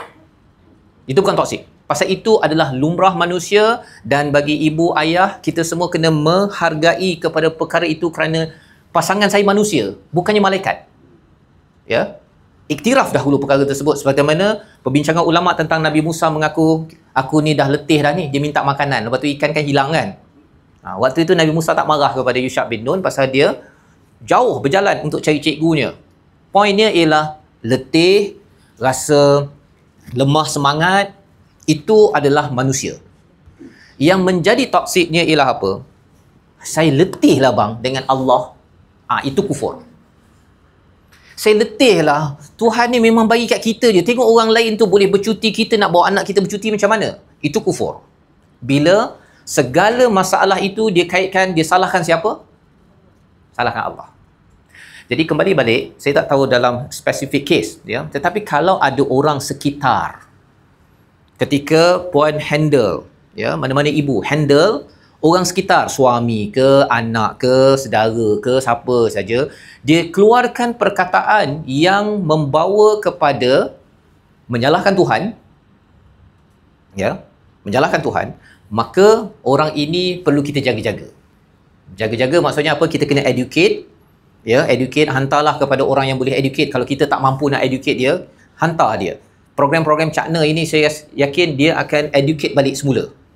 Tapi kalau katakan dah hantar ke program ke, tak nak datang, dia tak nak, awak buat sendirilah saya. Kalau begitu, kena ingatkan pada dia bahawa adakah nak menerima ini sebagai ujian bersama ataupun saya kena handle sendiri. Maksudnya dia dah pergi level yang seterusnya, negotiation untuk memastikan apa? Jangan sampai tadi tuan-tuan, sabarun kafur, kan? Sabar yang kufur itu, dia masuk ke dalam diri kita yang sabarun syakur.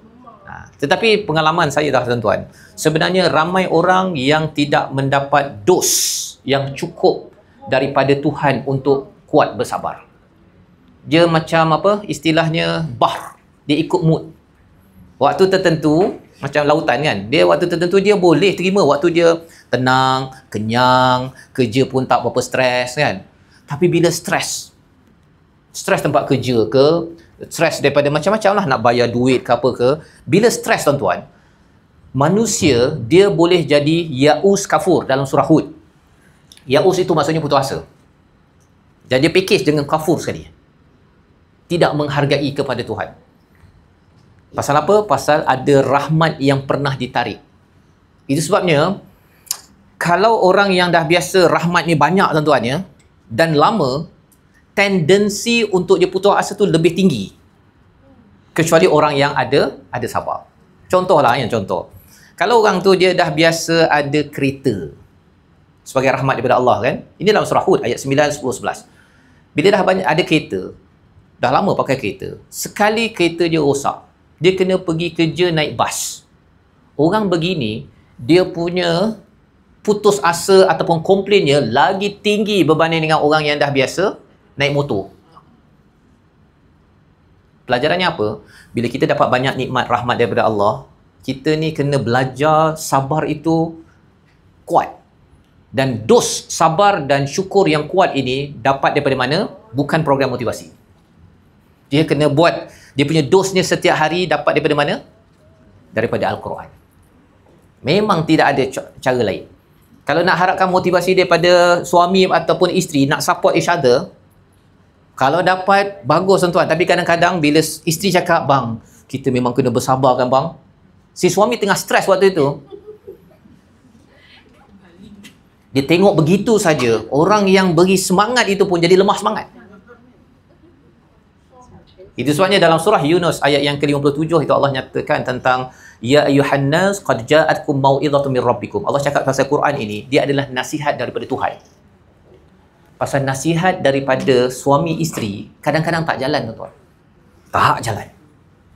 Nasihat daripada doktor tak jalan, daripada bos tak jalan, tetapi daripada Quran, siapa berani lawan? Dan mau'izah, nasihat daripada Allah ni, dia kalau kita mula level 2 tadi, tuan-tuan, kan, reflektif, dia masuk ke dalam hati tu, kita terduduk dan kita rasa ada kekuatan. Nasihat daripada manusia kau pun sama je, hari tu komplain juga, dia begitu kan. Pasal nasihat daripada manusia ini, dia adalah dia punya noise dia ada blockage dia. Tetapi daripada Quran, ya, program syukur yang Cak Na nak buat ni, diteruskan ini dos spiritual. Dia boleh ambil fisiologi ataupun psycho spiritual, kan. Psikologi okey, tetapi spiritual approach adalah amat-amat diperlukan untuk memastikan toxic itu. Kadang-kadang, tuan-tuan, toxic itu datang daripada mana? Kadang-kadang kita rasa daripada orang luar, kan. Kadang-kadang dia datang daripada dalam. Kita tadi bincang surah Al-Insan, tapi surah An-Nas itu cakap apa? Alladhi yuwaswisu fi sudurin nas. Lapisan nombor 1 hati kita, jadi 4 lapis. Lapisan nombor 1 namanya sadar. Dia kena attack dengan syaitan, khannas nama dia, 24 jam, 7 hari seminggu. Tuan-tuan datang ni berapa jam? Sampai petang, kan? 5-6 jam. Dia attack 24 jam, 7 hari seminggu. Kalau kita tak belajar yang ini, dan kita tak praktis, ada masa kita kuat, ada masa racun itu datang daripada dalam. Racun tu datang daripada dalam, menyebabkan rasa, anak aku ni, hari ni dia ni apa ke? Dia dah mula dah. Pasal apa? Pasal resilient, sabar kita pada hari itu drop. Pasal rupa-rupanya dimasuki racun daripada syaitan. Was-was daripada syaitan. Was-was tu bukan sekadar nak ambil semayang banyak kali, tuan-tuan. Was-was ni apa saja bisikan untuk buat jahat. Bisikan untuk pandang perkara jahat. Bisikan untuk dengki. Bisikan untuk marah. Kalau tuan-tuan ada rasa macam tiba-tiba dekat anak yang sakit tu rasa macam nak marah ke ataupun itu sebenarnya was-was dah masuk dah. Was-was dah masuk. Jadi kadang-kadang bila ada racun daripada luar, tapi pasal hati kita ni tak dimasuki racun, kita boleh berhadapan dengan racun di luar. Tapi kalau hati kita ni ada racun juga, kan, tak kuat, racun kat luar tu akhirnya dia racun lawan racun. Apa jadi, tuan-tuan? Double racun. Itu yang mak ayah itu akhirnya dia give up, dia marah, kemudian dia tempeling kepada anak. Pasal rupanya waktu itu dua-dua dah dikawal oleh tiupan was-was daripada syaitan. Dan dia 24 jam. Menarik dia 24 jam. Kecuali kita lihat apakah dia punya solution pada nak menguatkan sabar itu. Allah nyatakan pada ayat yang ke-151 hingga 153. Ini adalah panduan bagaimana kita nak menguatkan dos sabar syukur kita. Pasal kita tahu sabar syukur penting, tuan-tuan, ya. Tapi apa amalannya? Allah cakap apa? Kama arsalna fikum rasulan minkum yatlu alaikum ayatina wa yuzakkikum wa yuallimukumul kitaba wal hikmah wa yuallimukum ma lam takunu ta'lamun. Secara ringkasnya, kama arsalna fikum, ayat sebelumnya cerita pasal kiblat, pasal solat. Dos solat jangan dikurangkan, tuan-tuan. Solat on time, ya. Minimum pun yang wajib. Kalau dapat yang sunat sampai tahajud, itu super. Itu dos yang besar. Tapi dos kedua ialah Rasul itu dia tilawah ayat-ayat dan melakukan tazkiyah, mengajarkan kitab wal hikmah. Secara ringkasnya ia adalah Quran. Salat dan Quran ini dos yang amat penting. Kerana apa? Kerana kita tengok fazkuruni azkurkum, ingatlah aku ingat kamu. Kita bincang dulu fazkuruni azkurkum. Orang yang salat ingat Allah, orang yang baca Quran ingat Allah. Gitu kan? Bila kita tadabbur, Quran ni ada banyak lah kita baca, ada yang kita macam sekarang kita buat ni adalah reflect, tadabbur. Dia tadabbur ni satu ayat, lepas tu kita dah tinggalkan, kita dapat value dia, kita bawa dalam hidup, Tapi kita selalu reflect, saya sekarang ni tengah sabar syukur, sabar kufur. Selalu kita reflect kan? Bukan sekadar masa baca Quran. Tadabbur ini kesan ni dia bawa dalam hidup. Waktu ada orang buat marah kepada kita, saya nak sabar syukur ataupun sabar. Waktu itu kita boleh bawa dia punya benefit praktikalnya, yang itu kesan daripada tadabbur. Baca sahaja bahasa Arab dia tak dapat benda tu. Dia kena tadabbur. Okey, baik. Jadi Allah kata, "Fadhkuruni azkurkum." Ingatlah aku ingat kamu. Tuan-tuan ada tak follow siapa-siapa dekat Instagram ke, Facebook ke, TikTok ke? Orang yang terkenal lah ada. Katakanlah ada yang peminat bola ada, tuan-tuan, kan? Ataupun ada penyanyi ke apa ke. Bila kita follow seseorang, kan? Kita follow seseorang, orang yang terkenal lah. Apa yang berlaku? Kita ingat dia ingat kita tak? Tak adanya. Kan? Tak kisahlah siapa-siapa yang super selebriti ke apa ke, kan? Influencer ke, kita ingat dia, kita doa untuk dia ke apa ke, dia mana dia ingat kat kita. Tapi menariknya Allah kata, kalau kamu ingat aku ingat kamu on the spot. Dia tak sama dengan manusia. Ingat mak tak seperti mak ingat kita. Tapi ingat Allah on the spot. Tak ada wa. Tidak ada wa, tidak ada fa kat sini. Ya. Terus saja, aku ingat kepada kamu. Apa poinnya? Dalam surah Al-Kahfi, dalam banyak surah, mengingat Allah itu tuan-tuan, dia akan naikkan dos syukur kita. Sebabnya salah satu zikir yang diajarkan oleh Nabi kepada isteri baginda, iaitu perkataan pasal isteri baginda, dia ada apa? Isteri Nabi ada yang zikir sampai 2-3 jam pagi, kan? Sampai tak sempat buat banyak kerja. Jadi Nabi kan ajar apa zikirnya tuan-tuan? Subhanallahi wa bihamdi adada khalqi wa ridha nafsi wa zinata arshi wa midada kalimati. Tuan-tuan kalau cari dekat internet, tadabbur balik zikir itu, tuan-tuan baca. Dia dapat 2-3 kali pun, ya, 2-3 kali dengan penuh penghayatan. Subhanallahi wa bihamdi adada khalqi wa ridha nafsi wa zinata arshi wa midada kalimati. Tuan-tuan amalkan. Pengalaman saya lah sikit, ya, saya ada tanya juga kawan-kawan. Kalau waktu pagi tu rasa macam stres nak mulakan pagi kan, rasa banyak benda, rasa macam kan, stop sekejap, baca 2-3 kali je. Kalau tak fokus, kita tak akan dapat baca. Itu satu. Tapi kalau fokus, lepas tu kita akan rasa, okey. Pasal apa? Ini tuan-tuan. Fadhkuruni adhkurkum.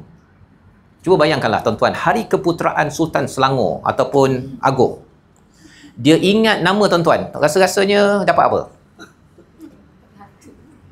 Dapat Datuk Seri. Tun. Kan? Pasal dia ingat kita waktu hari keputeraan. Yang ini ingat kita setiap masa. Tetapi syaratnya apa? Nak trigger, kita kenalah ingat pada Allah. Ya. Dan Allah nyatakan, kalau orang tu zikir, tengok, washkuruli wala takfurun. Dua ni pair up. Ya, dia berpasangan. Bersyukurlah kepadaku, jangan sekali-kali kufur. Maksudnya, orang yang makin berzikir, dia akan makin syukur dan dia akan, dia sebenarnya ayat ini sampai sini dah cukup tuan-tuan. Ingatlah aku dan bersyukurlah pada aku, dah cukup. Tapi bila Allah cakap wala takfurun, maksudnya apa? Allah emphasize bahawa jangan sekali-kali keluarkan perkataan apa? Kufur. Kita bersyukur kan? Bersyukur anak saya dah sihat sikit. Walaupun dia kanser tetapi dia masih lagi hidup, saya ada anak. Tapi jangan keluarkan satu perkataan kata, tapi kan anak saya ni tak macam anak orang lain. Jangan keluar perkataan itu. Dah bersyukur. Tapi Allah highlightkan wala takfurun. Jangan sekali-kali keluarkan perkataan itu. Kerana apa? Dia adalah toksik. Dia boleh mengganggu kepada kesyukuran yang ada. Syukur ini tuan-tuan yang kita nak belajar, yang kita belajar ini, syukur ini dia mesti pure. Terlepas, kita kena tarik balik, istighfar balik. Contohnya lah, kalau seorang ibu tu dia kata, saya bersyukur dengan anak saya, walaupun anak saya sakit, tapi saya bersyukur.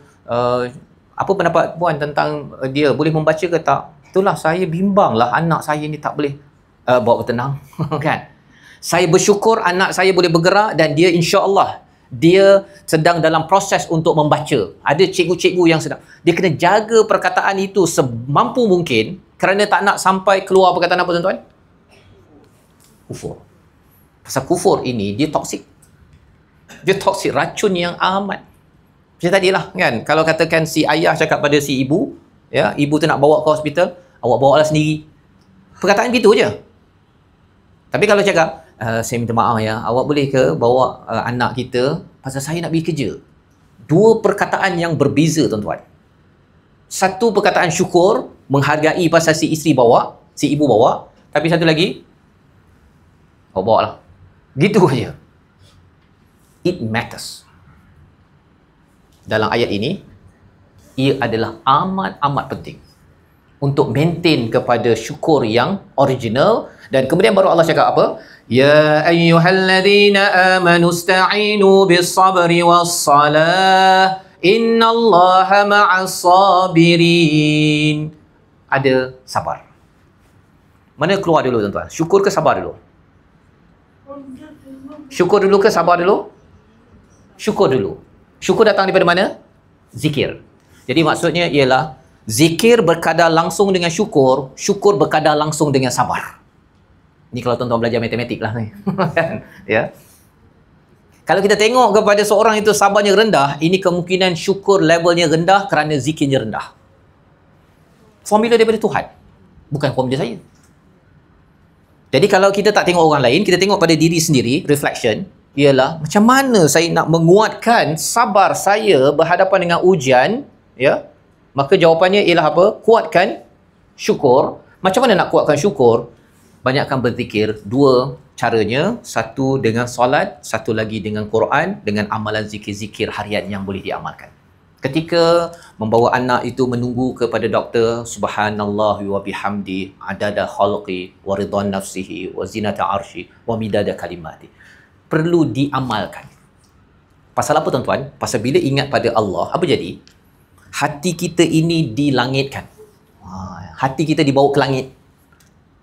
Kalau kita tak ingat Tuhan, hati kita membumi. Bila hati ni horizontal tuan-tuan, apa jadi?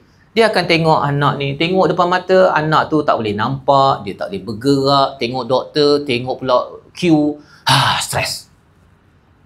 Pasal apa? Pasal signal datang daripada horizontal, daripada tepi kita. Tapi bila ke langit, apatah lagi kalau ada tuan-tuan yang menghafal Quran ke apa kan, mengulang balik ke apa ke, kita dibawakan kepada hari syurga, tentang azab neraka, tentang laut, tentang apa, topiknya besar. Ya.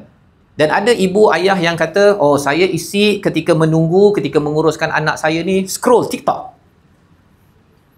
Scroll TikTok ini menambahkan stres ke ataupun menguruskan stres? Menguruskan. Menguruskan ke menggemukkan stres? Scroll TikTok. Menguruskan ke menggemukkan? Dia boleh menggemukkan stres. Pasal dia sumber daripada horizontal. Apatah lagi kalau ada orang gosip, kita baca komen netizen pula. Ya Allah, jabatan netizen. Kan? Dia akan menggemukkan stres. Dia bukan menguruskan stres. Jadi cara nak menguruskan stres itu ialah fadhkuruni adhkurkum. Tuan-tuan mati Allah sekalian, ini adalah bagaimana untuk membina rasa sabar yang kuat. Ya, jadi sabar itu dia datang dengan syukur, dia datang daripada selalu berzikir dan datang daripada Quran dan sebelum tu solat. Dan di sini sebenarnya puncak kepada sabar, wow dekat sini tuan-tuan ya. Kalau tuan-tuan belajar sedikit, wow itu bukan sekadar sabar dan solat. Tapi wow itu adalah wow al-bayaniyah, wow yang menerangkan sabar. Puncak kepada sabar dalam hidup kita ini namanya solat. Ya. Dia bukan sabar dan solat. Bukan. Puncak kepada sabar, i.e. solat. Pasal apa tuan-tuan? Pasal ketika kita ada ujian, apa berlaku? Kita pergi beratur ke, kita nak pergi jumpa doktor ke, sibuk menguruskan ujian, sampai kita tak boleh nak stop dan melangitkan hati kita, iaitu solat. Kan begitu kan? Bila kita sibuk sangat dalam hidup kita, kat pejabat ke apa, sama je. Ya? Bila kita terlampau sibuk, kita horizontal, kita tak sempat vertikal kan. Lagi kurang hubungan vertikal kita kepada langit, kepada pencipta kita, lagi lemah tuan. Lagi lemah. Kita rasa macam saya buat macam-macam ni, macam-macam kan. Tapi lepas tu kita akan burn out. Burn out tuan-tuan. Menguruskan anak, menguruskan urusan hidup, burn out. Kecuali kita sabarnya itu, kita sabar. Kita break kejap, kita salat. Allahu Akbar. Tuan-tuan pun ada pengalaman kan? Bila kita Subhana Rabbiyal Azimi wa bihamdih, Subhana Rabbiyal A'la wa bihamdih dengan penuh penghayatan. Ya Allah, walaupun banyak masalah tapi Engkau maha suci, maha sempurna. Ya Allah, aku tahu Engkau pandai nak uruskan. Kau belum bagi lagi kat aku, tapi kalau kau nak bagi, kau boleh saja. Kita release, relief, lega.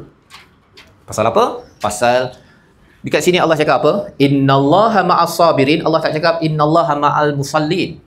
Allah bersama orang sabar, bukan Allah bersama dengan orang bukan bersama dengan orang yang solat. Mengapa?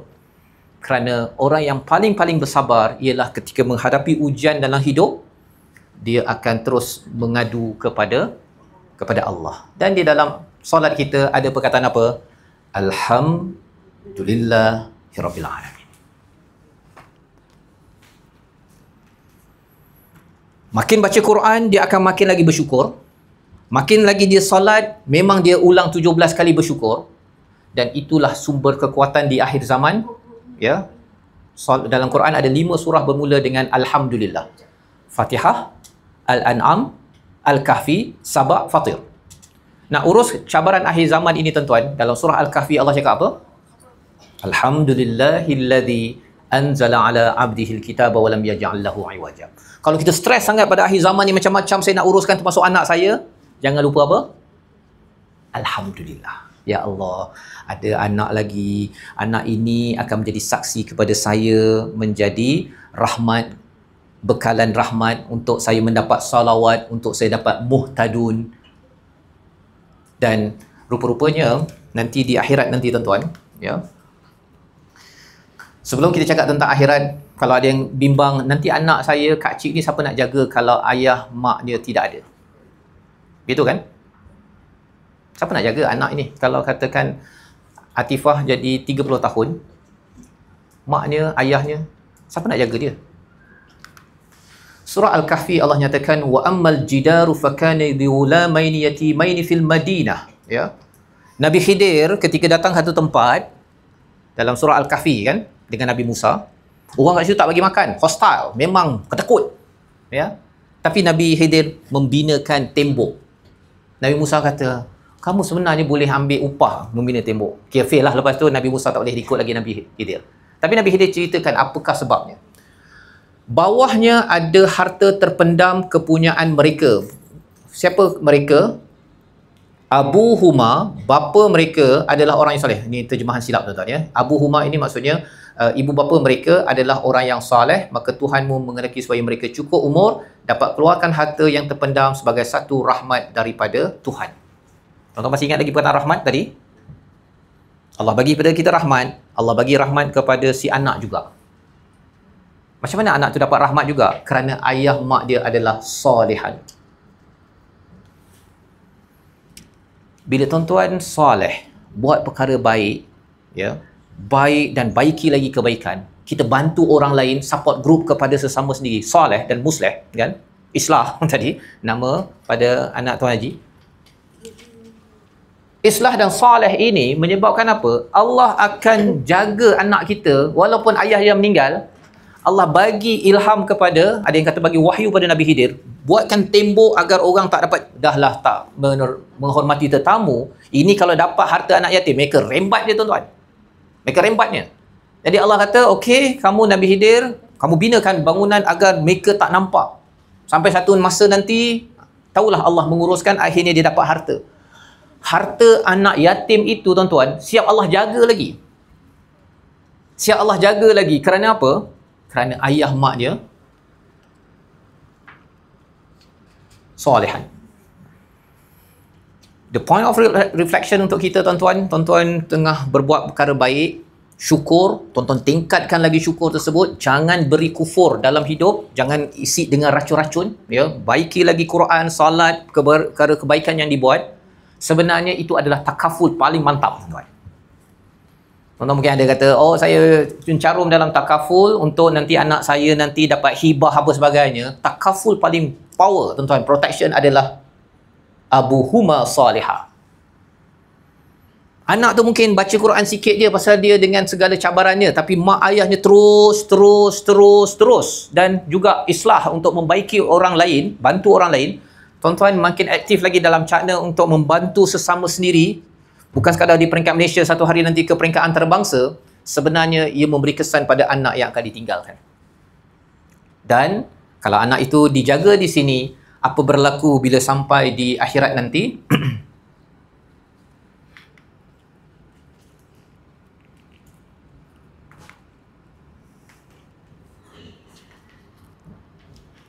Tak bergerak. Boleh ke next? Okey, next. Sebagai slide akhir saya, tuan-tuan. Next. والذين صبروا ابتغاء وجه ربهم وأقاموا الصلاة وأنفقوا مما رزقناهم سرا وعلانية ويدرؤون بالحسنة السيئة أولئك لهم عقبى الدار جنات عدن يدخلونها ومن صلح من آبائهم وأزواجهم وذرياتهم والملائكة يدخلون عليهم من كل باب. Orang yang sabar seperti tuan-tuan, yang terus sabar untuk membina syukur yang kuat, Allah cakap apa? Allah kata yang mencari sabar, mencari redha Allah ini, sabar kerana Allah, tuan-tuan, ya. Sabar yang syukur.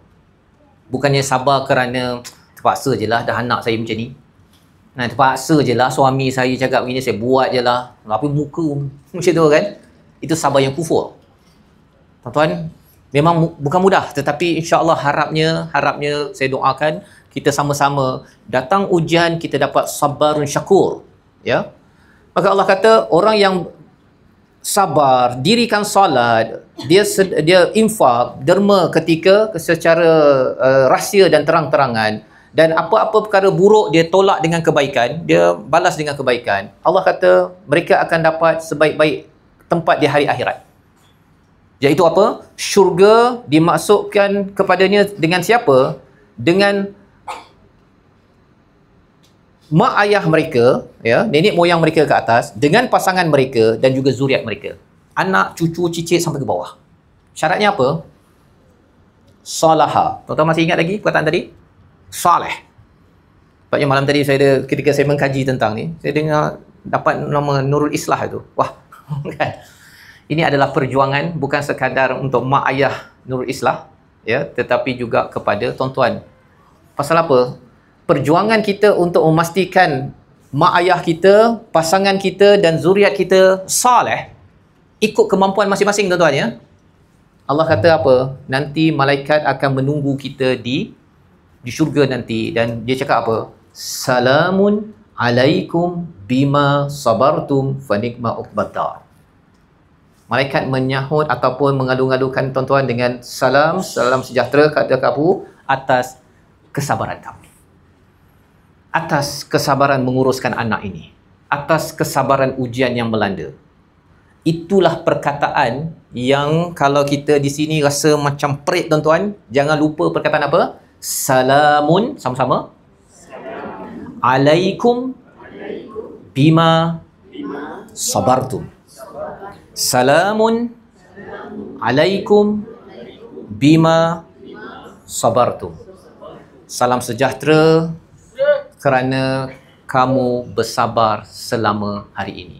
Moga-moga tuan-tuan dengan perkongsian pada hari ini kita faham bahawa sebenarnya kesabaran kita akan meningkatkan syukur kita, dan sabar itulah yang menjadi asas, ya, yang sabar yang syukur, tuan-tuan, ya, bukan sabar yang kufur tadi. Sabar yang syukur kerana mencari redha Allah itu itulah yang menyebabkan para malaikat mengalu-alukan kehadiran tuan-tuan bersama siapa? Mak ayah, pasangan-pasangan, ya, dan juga zuriat anak yang dijaga ini. Dan ia amat berbaloi apabila kita sampai di sana. Itu hikmah paling besar. Itu hikmah yang ditanya tadi. Hikmah paling besarnya bila sampai kat sana kita tengok balik, berbaloi sangat. Mak jaga kamu betul-betul, mak menangis, mak tak dapat tidur, ayah bersusah payah, tetapi rupa-rupanya kita sudah sampai kepada destinasi akhir kita, iaitu di mana? Di syurga Allah. Dan saya sampai di destinasi akhir jam 12. Assalamualaikum warahmatullahi wabarakatuh.